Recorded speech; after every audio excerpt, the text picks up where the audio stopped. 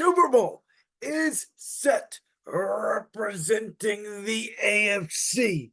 They have represented the Super Bowl on the AFC side in four out of the last five bowls of Super in the National Football League.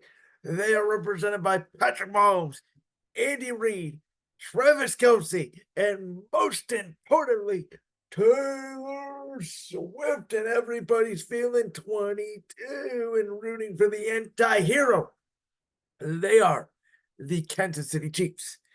Representing the NFC, they have the last overall pick in the 2022 NFL Draft. They may have one of the most loaded rosters the NFL has seen in the last half decade. They have a coach that for years has been getting to the big game and then choking it. Will he finally get over the hump? They are the San Francisco 49ers. I hope you all enjoyed that little wrestling intro I did there. Yes, Chiefs, Niners. The following is a rematch of Super Bowl 54 down in Miami, where Patrick Mahomes closed his eyes, threw it up to Tyreek Hill, and that was history as the Niners blew a 20-10 lead in the fourth quarter of that game. That game, they did have Jimmy Garoppolo. That game, Jimmy Garoppolo did miss Emmanuel Sanders wide open, or the Niners could have won. Now, this is their chance. These two teams did not play during the regular season. These two teams did play last year. And believe it or not, the funny thing is, this was the game right before the San Francisco 49ers acquired Christian McCaffrey. And at that point, or it might have been actually McCaffrey's first game coming off the trade with the Panthers. That was the last game last year that San Francisco lost prior to the NFC Championship game against my Philadelphia Eagles. Now, let's get into it. Chiefs, Ravens. Chiefs ended up winning this game 17-10. I took Baltimore 3.5, and while I was doing it, I told you all it was a mistake. I said, I know I shouldn't do it. I said, but I think the Ravens have the better roster, and usually the better roster will be the all-transcendent quarterback. If the quarterback on the other side plays as good, or at least, equally as good in moments as Patrick Mahomes, which I thought Lamar Jackson would do. I thought the Baltimore Ravens would run the hell out of the ball. Justice Hill, Gus Edwards. However, what happened in the first drive of the game? Baltimore went past. They got a little run. They only picked up 3 yards on a Lamar Jackson scramble. They had to punt. Kansas City comes back down. Travis Kelsey kicks off what would be an historic day for him with 11 catches and over 100 yards. Gets a touchdown on a beautiful, marvelous back shoulder throw from Patrick Mahomes. And it was pretty much all she wrote from there, because the Baltimore Ravens could never get the momentum back. Yes, Lamar Jackson had a crazy little play where he scrambled out of the pocket. He found Zay Flowers. It was a nice touchdown. It was a nice answer. But Kansas City would respond right back with an Isaiah Pacheco run for a touchdown. And again, from that moment on, to me, it felt over. Each team would kick a field goal the rest of the way. Chiefs would win it 17-10. Lamar Jackson and the Baltimore Ravens played, in my opinion, a horrendous game offensively. I don't think Lamar Jackson is getting as much scrutiny as he should. A lot of people were saying he didn't play that bad. I thought he played awful. Just taking bad interceptions, retreating, not getting rid of the ball. Kansas City sending blitzers from both sides. Lamar Jackson not recognizing it. I mean, for a lot of that game, it looked like rookie 2018 Lamar Jackson. Remember Lamar Jackson in 2018 when he could not throw the ball?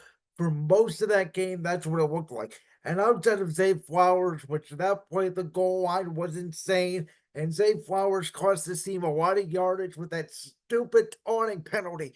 Zay Flowers, what are you doing? You're down 10 points. Why are you taunting? Baltimore also had reckless, multiple roughing the passer penalties on Patrick Mahomes.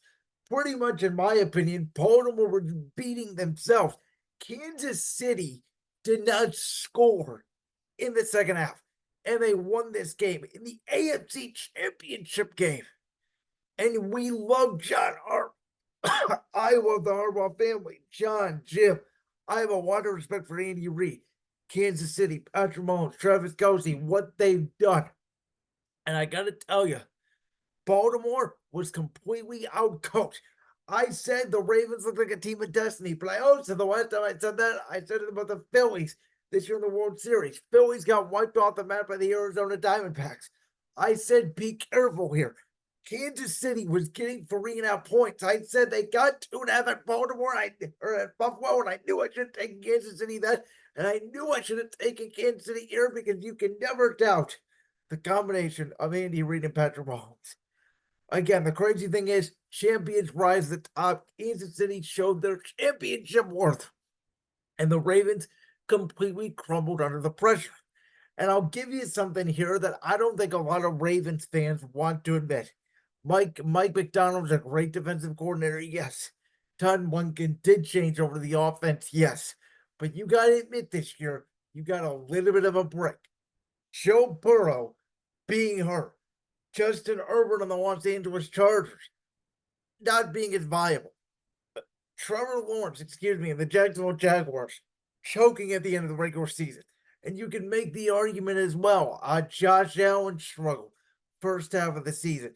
Deshaun Watson being hurt for the Browns for most of the season, even though they went on a little bit of a run with Joe Flacco. You played the Browns when they had Dorian Thompson-Robinson back in Cleveland. So there were breaks along the way for Baltimore, and I don't think they're going to be the same team next year. Let's go to the NFC side.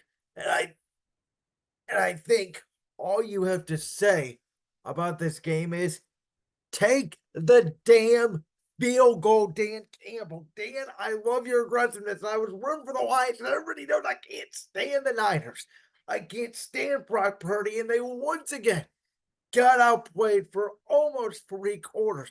But obviously, the fumble by Jahmyr Gibbs turned the game around when the Lions had the game 24-7.5. They were up 24-10.